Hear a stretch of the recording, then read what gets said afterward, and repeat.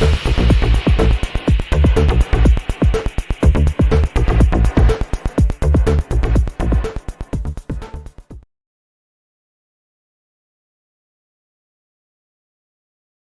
there everybody, and welcome to another video. On today's video I have this Mini Cooper 2004, the earlier model, the R52, R53, and basically it's been losing a little bit of coolant.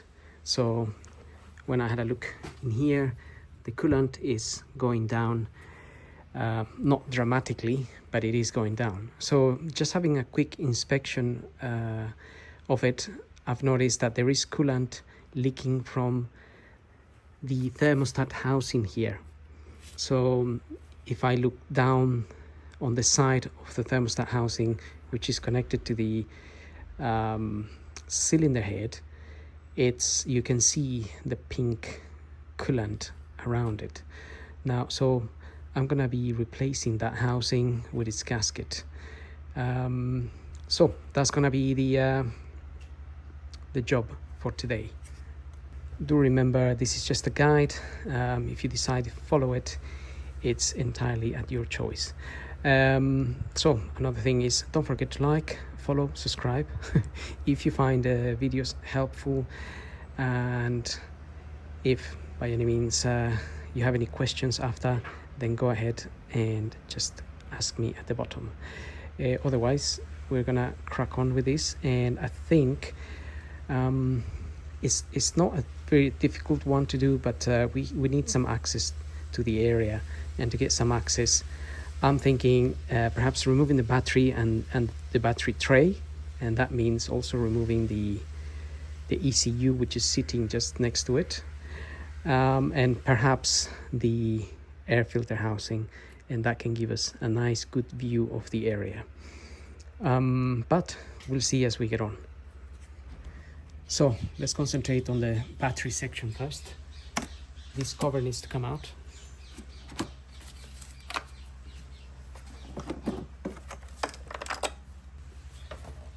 I think there was a clip here that was just hanging there.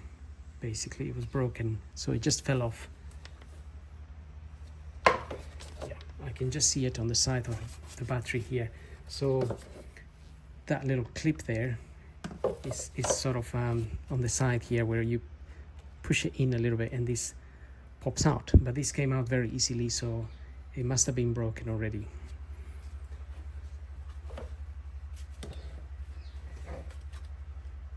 And technically there's another one on the other side, but that one is completely missing, so just be aware of those two clips. I mean, this is an old car now, so you can't expect them to break, but if you're really careful, maybe they last another year. 10 mil.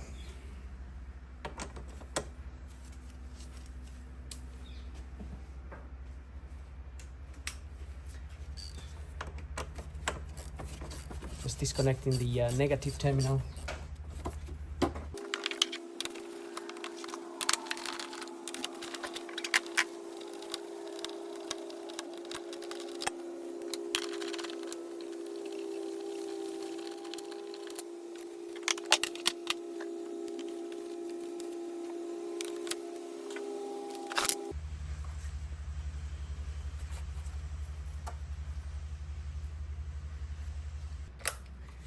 Inside of there's another 3 10 mils.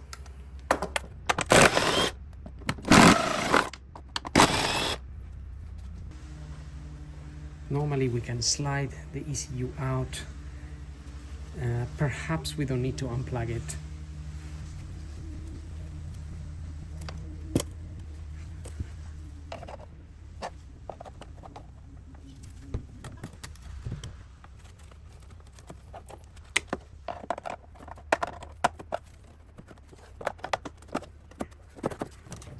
There is 2 clips on the sides which are holding this in place, but we may have to disconnect it in order to be able to move this cable in. So all we have to do is pull in this on the sides there.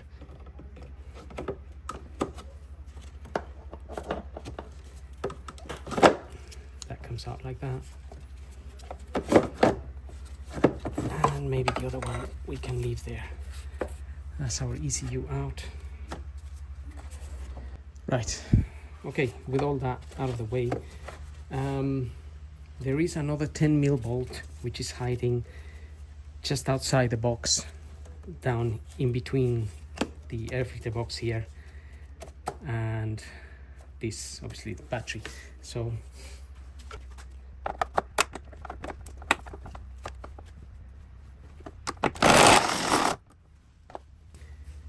I'm just gonna use a magnet to avoid dropping it.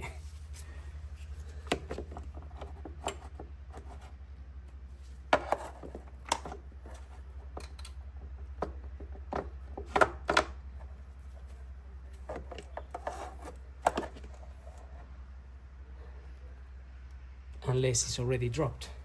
Right, I can't see it, so it may have dropped a little already.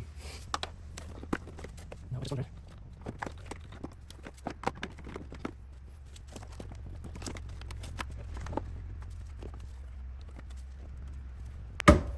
Okay, so this cable is attached to the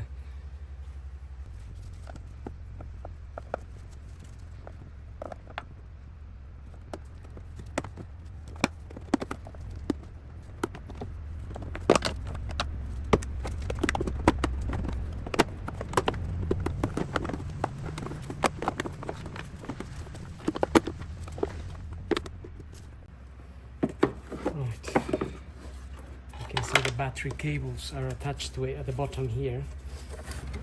Okay, I'm gonna put it to one side for now, but that's basically out, and we can see, maybe I can show you where the coolant leak is now, but you can already see all the pink there and the little water lake there, and just on the side of the thermostat you can see the pink area there where it's leaking.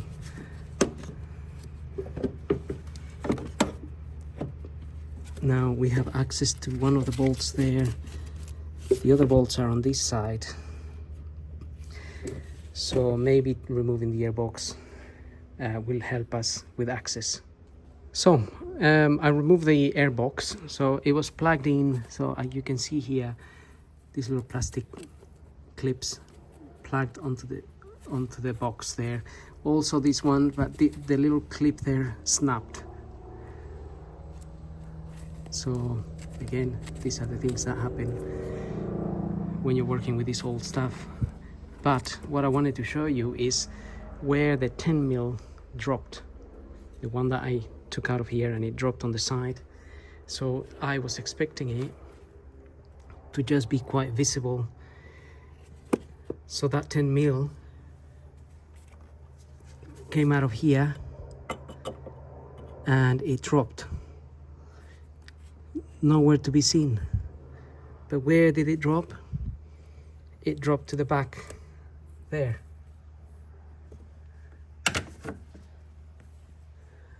I don't even know how that is possible, but these are the things that happen when you drop a bolt or a screw. They disappear. And if you don't look in the most awkward places, you don't find them, but that's where they sort of go missing. So that's where it is. So I was expecting it to be on the side, then I couldn't see it. I thought it maybe fell down, but I couldn't see how it could have fallen down. There's no space there, but even then that could have happened. But there's that 10mm. Luckily got it back. Right, now let's concentrate on the air filter here. Right, I had a good look, and I think we don't necessarily need to remove the airbox, the air filter housing here, in order to access the thermostat there. We're gonna do it from the side. It's gonna be a little bit more challenging, but the problem is removing these airbox is, unless you use a bit of force, it's hard to get it out of the intake pipe here. It is doable, but you have to be a little bit brutal, and we might break a little something. By brutal I mean we may have to put a pry bar in there and wedge it so we can get it out. So let's give it a go with the air filter in place. I have removed the two 10 mils. So there's a 10 mil here, just there. There's a 10 mil that goes there and another 10 mil that goes here on the side. I've taken those out so I can move the filter a little bit if need be. But having done that, we're going to leave it as it is, and we're going to tackle the thermostat. The thermostat is held in there by 3 10 mil bolts. So, and those bolts are pretty much accessible from here. Let's put that on side. So it's one of them there, the other one is just there, and the other one is on the other side, but still it is accessible. So let's give that a go. I'm gonna put a tray underneath, because when we take that thermostat out, the coolant will leak. Even if we drain the system from underneath, we're still gonna have coolant coming out of there, of the cylinder head. So I'm not gonna be bothered with draining the system at this moment in time. I'm just gonna release the bolts slowly and try to catch the fluid underneath. Right, so with one of these pliers as well, which they're quite good for, these clamps, we're gonna try and remove that clamp there.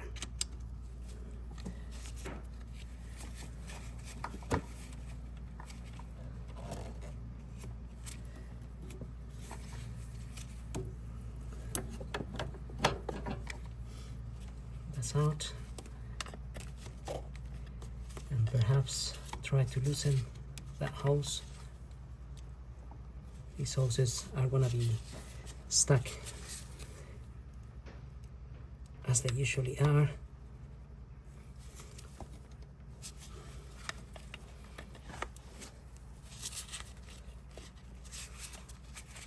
But we can slowly sort of remove them.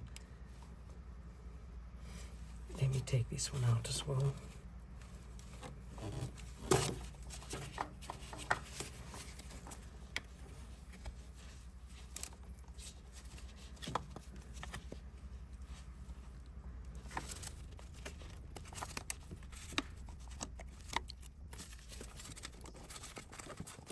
You can see the coolant there already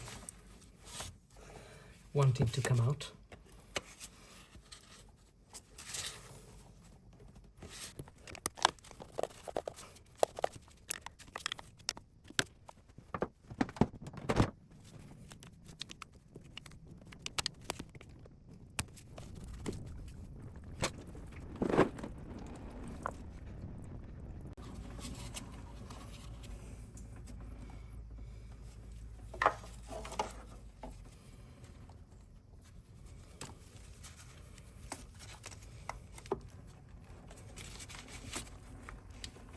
So I'm just going to remove the 10 mil that's on the side. I can just fit it there with my 10 mil ratchet.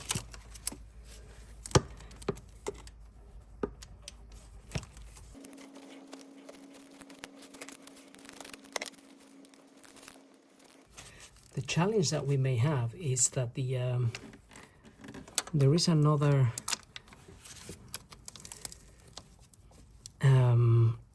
let's release that 10 mil. There is another clamp and another hose on the other side of here. So on the side of there is a hose. This hose here, it might be a little bit challenging to get to remove.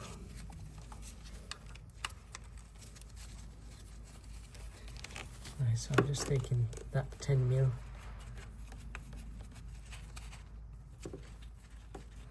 out. You can see the pink coolant all around that housing.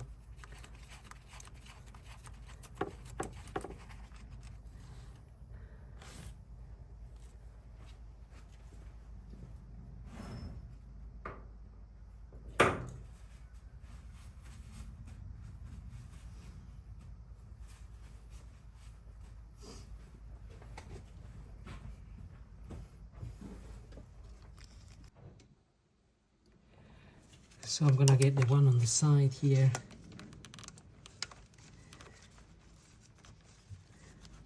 I've already loosened it.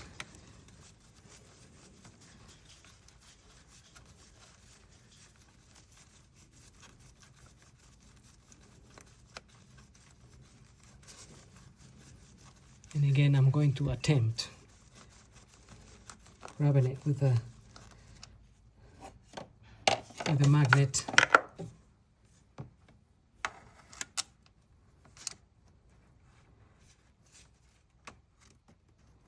Okay, so there it is.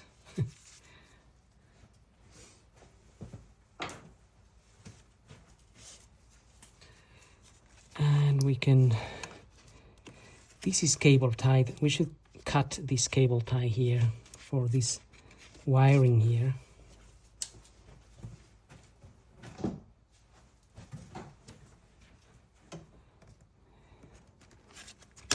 And we'll just have to use a new one with the new housing. Otherwise that's gonna interfere with our job here. And we have another 10 mil there.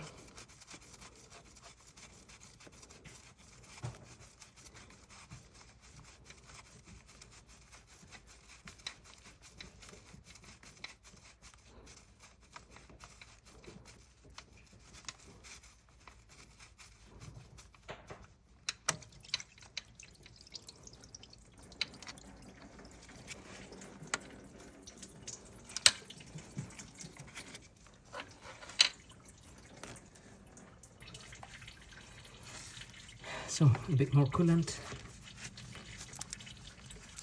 And now we have the hose, which is on the side. Actually, we may want to disconnect this here as well. Just disconnect this sensor here.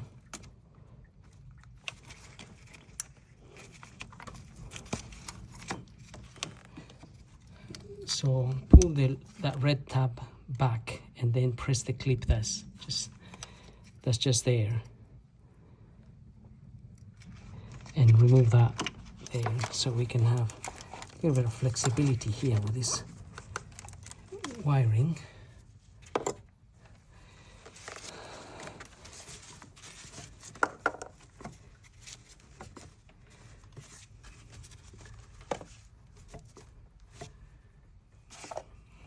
A pair of nose pliers here. I'm gonna use to press on this clamp for now, although really may need this.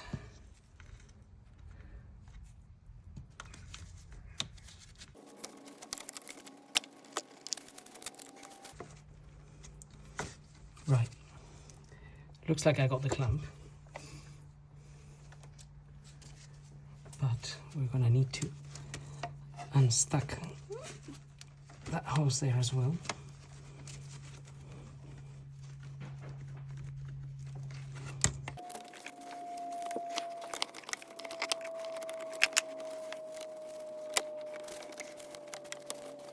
That nothing is ever easy.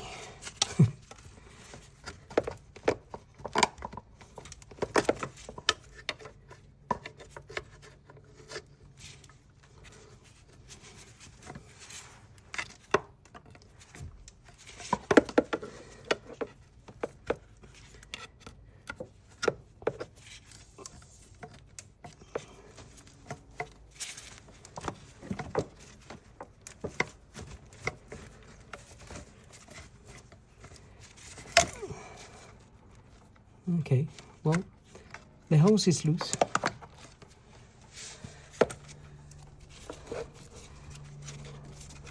And here's the gasket and thermostat. We can see how it's been leaking from there.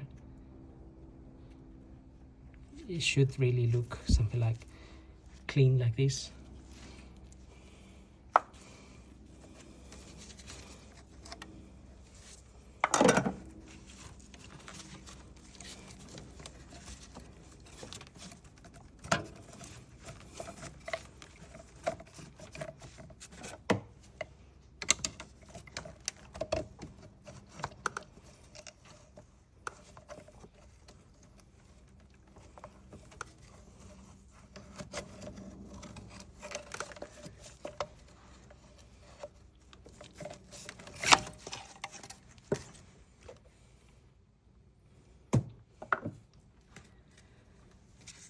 That's the thermostat. You can see how it's been leaking around there, here.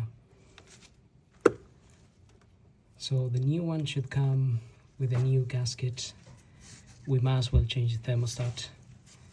We could reuse this cap, but we could also replace it if it comes as a one kit. Obviously this is probably the genuine one.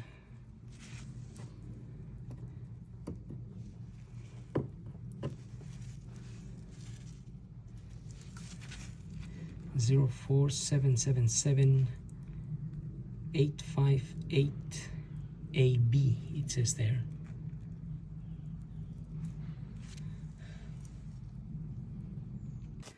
So the next thing before we fit our new thermostat would be to clean the area here.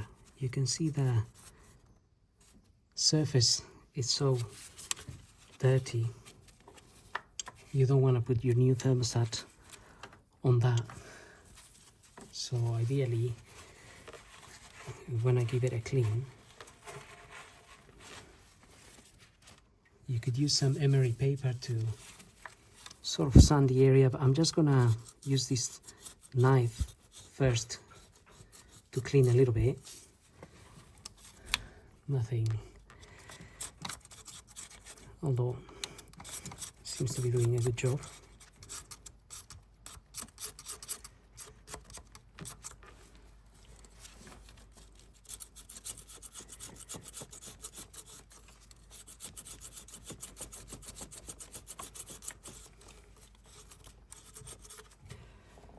At the end of the day, the cleaner it is, the less chance of another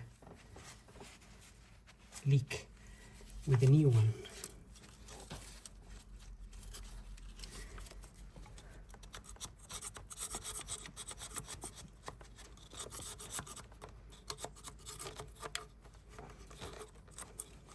Just try to keep the dirt out of the cylinder head there.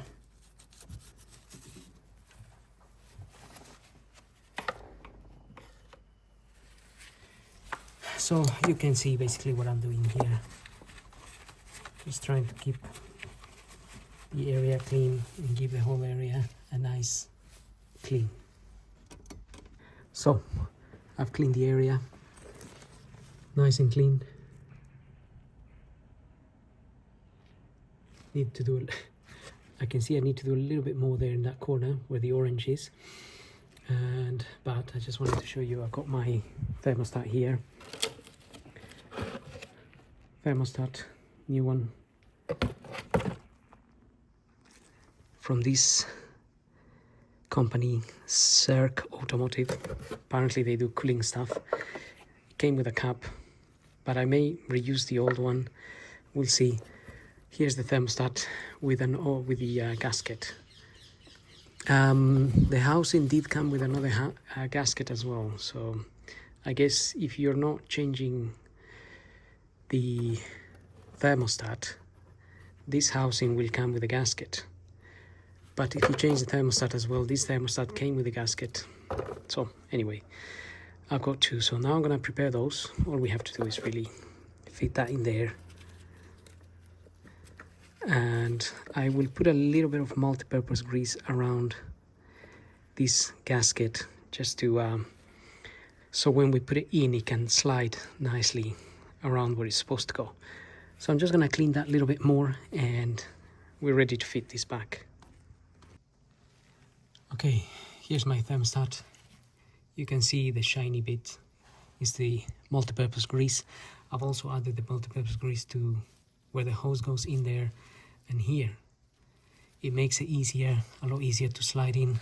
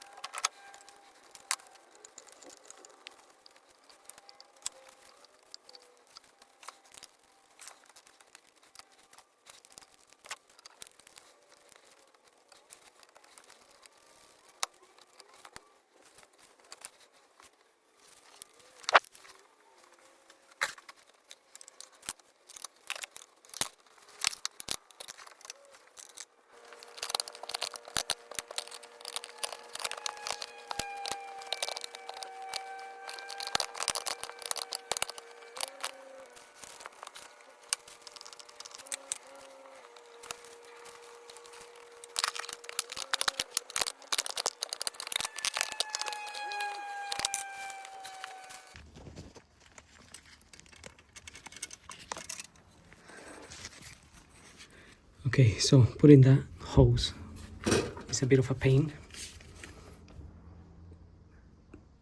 because the access is quite restricted, but I managed to do it by means of using, while keeping the clamp open, using these and sort of pushing the hose in little by little, and then managed to, once it was into the hole with my hand, pushed it in and it went in. So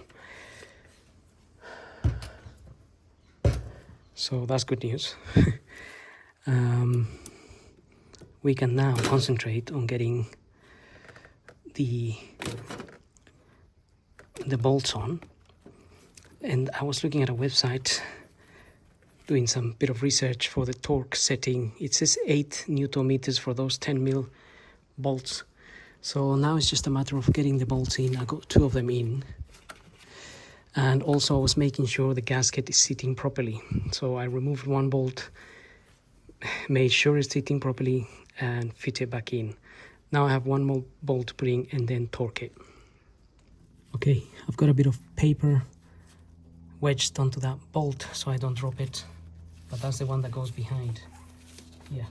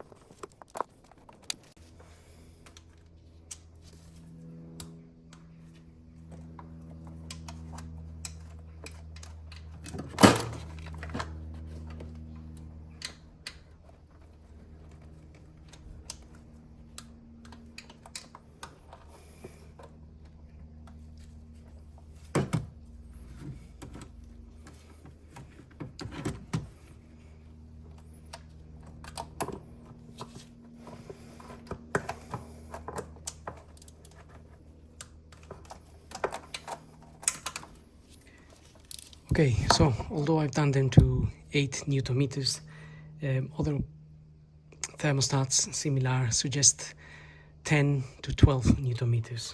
So all give and take.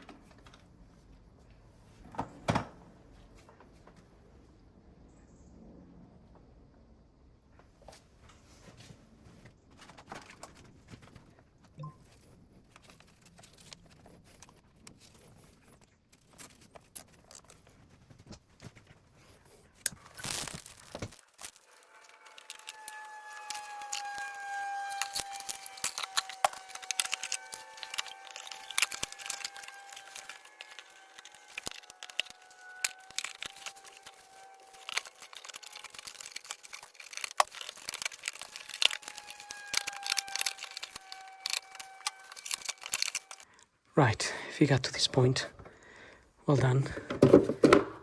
Gonna get that cover back on there. Clips are broken. And this goes on top of that. And the next thing will be to put some coolant in there. Some coolant in there. And there is a bleeding point here. So if I remember the last time I did this, what I did is I opened this and I top up coolant until there was some coolant coming out of here. There is another bleeder point somewhere down there, but it's a little bit harder to get to. I didn't really did anything with that the last time. This was about a year ago when this car had a radiator replacement or something like that. Yeah, I think it's the radiator. So I'm gonna put coolant in there and see it coming out of here.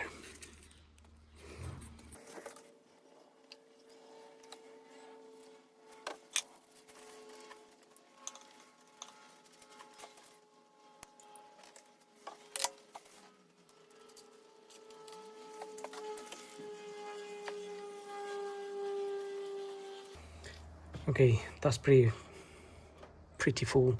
I've got a bit of coolant coming out of that breather point over there.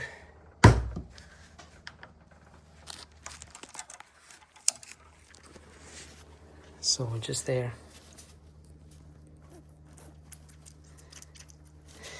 Now I'm gonna get the car started, let it run, because it has to get hot. Gotta get the fan going, make sure it's not overheating, all those things. Can be a bit of a process.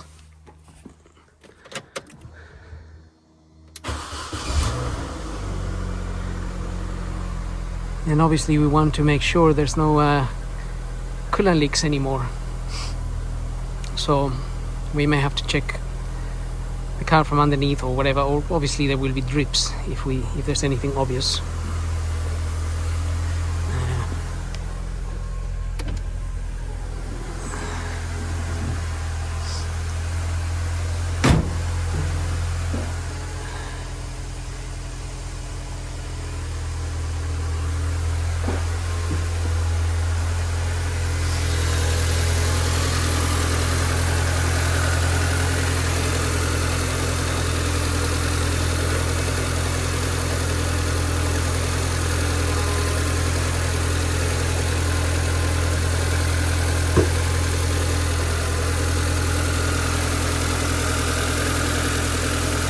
Well, I'm gonna let it warm up for a while.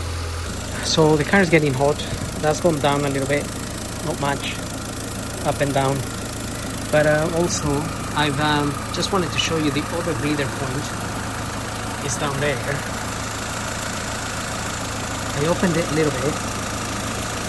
There's a little bit of air coming out of it. And it looks like that breather point goes into the inside of the car. So another thing to make sure is that you start getting hot air inside of the car. That's the way we're gonna get rid of all the bubbles. So I got my blower on hot while the car is running. So I closed this one temporarily because it was a lot of well, not a lot, but constant coolant was coming out. So it's good to see that. If you open it and you see constant coolant, then that is good. That is going up. You can see the bubbles coming out. In a minute I'm gonna have to close that.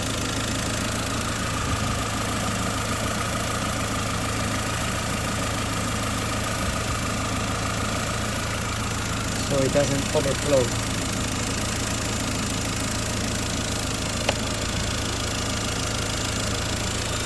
Let's check this one.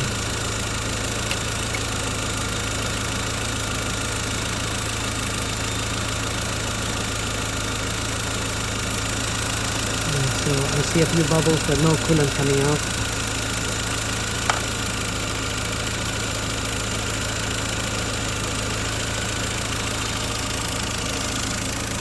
So that's gone all the way in. Gonna top it up.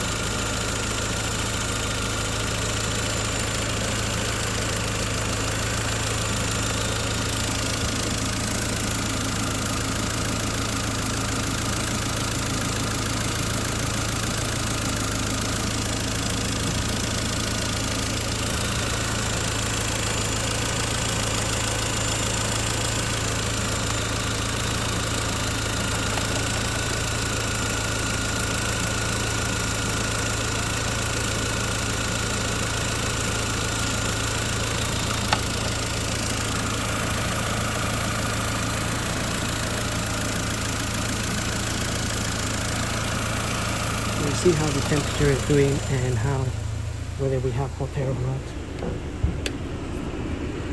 So there is hot air now inside of the car.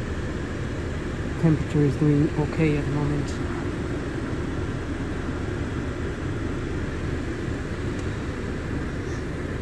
So basically that's pretty much what I'm doing.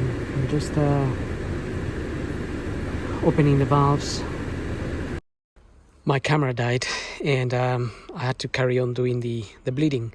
Now it wasn't really that terrible. All I did is, once I saw a bit of water coming out of the bleeder on the left and the one on the back, and the main thing was having hot air. There was really nice hot air coming into the car, and the gauge, the temperature gauge, was right in the middle. So I closed the two bleeding points and the sort of radiator cap, made sure that was full and closed it as well, and then kept the car running.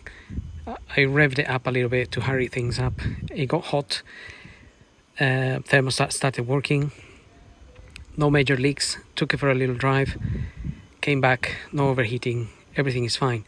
However, usually if you check the car tomorrow morning, the expansion tank, if you filled it to the max, you may notice that it may drop to the min. So it's almost like it drops a bit and then you need to top it up to the max again. So that's why once you finish with the tests and everything, let the car cool down to cold and then check the coolant level on the expansion tank. But don't overfill your expansion tank, because otherwise you're just going to have too much coolant in there. There are two marks, obviously. They're on the right hand side of it. You can see the min and the max, which is about half. If the tank is this big, the max is about half. You'll notice that. Anyway, having said that, I hope the video helps. Don't forget to like, follow, subscribe. We'll see you all in the next video. Thank you for watching.